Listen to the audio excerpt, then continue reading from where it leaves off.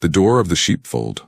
John 10 verse 1. Verily, verily, I say unto you, he that entereth not by the door into the sheepfold, but climbeth up some other way, the same is a thief and a robber. John 10:2. But he that entereth in by the door is the shepherd of the sheep. John 10:3. To him the porter openeth, and the sheep hear his voice, and he calleth his own sheep by name, and leadeth them out. John 10:4.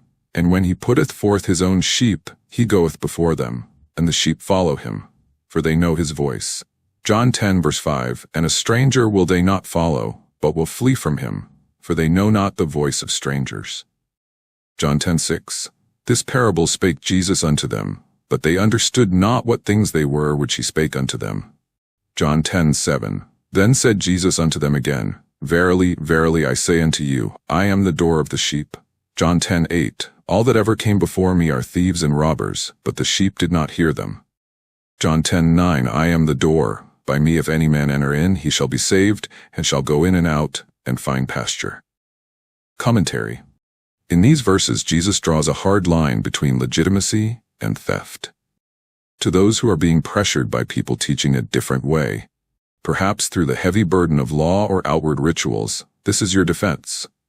A thief doesn't use the door, he tries to climb up some other way, bypassing the grace of Christ to enter the sheepfold through human effort or legalistic pride.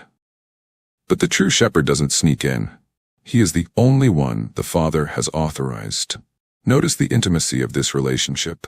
He doesn't just drive the sheep from behind like cattle, he calls them by name and goes before them.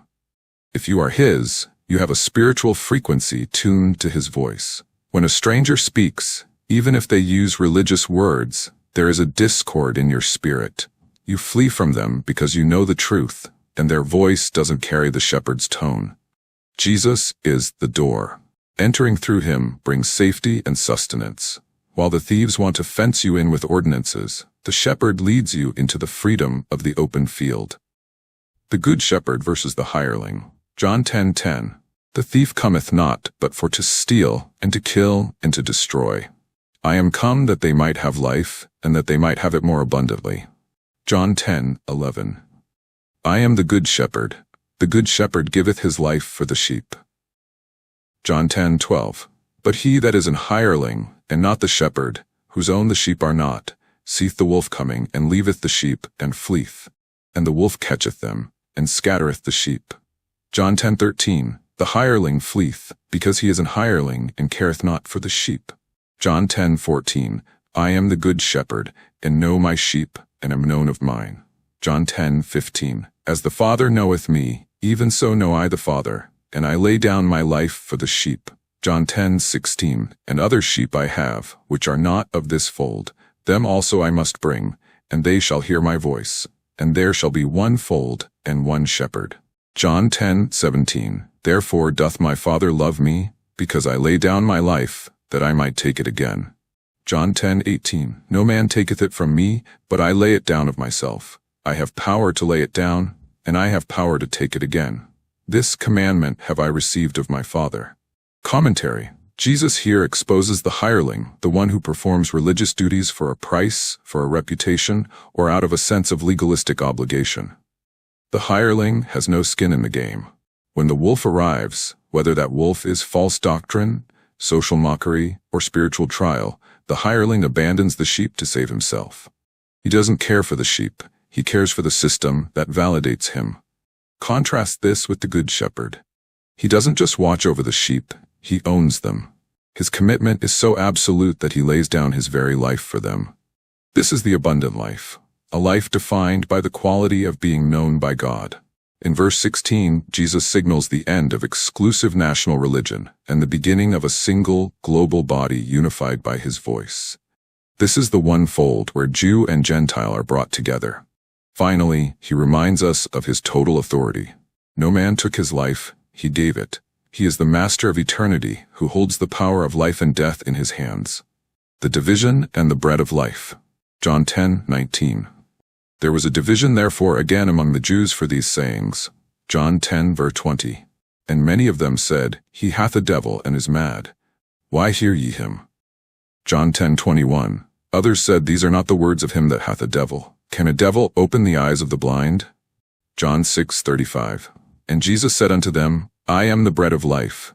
He that cometh to me shall never hunger, and he that believeth on me shall never thirst. John 6:36. But I said unto you, that ye also have seen me, and believe not. John 6:37. All that the Father giveth me shall come to me, and him that cometh to me I will in no wise cast out. John 6:38. For I came down from heaven, not to do mine own will, but the will of him that sent me. John 6:39.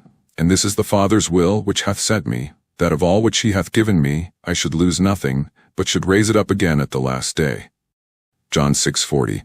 And this is the will of him that sent me, that every one which seeth the Son, and believeth on him, may have everlasting life, and I will raise him up at the last day. Commentary. Whenever the truth of the shepherd is spoken, a division is inevitable. To those blinded by legalism and tradition, the message of grace sounds like madness. They mock because they cannot hear the frequency of the shepherd.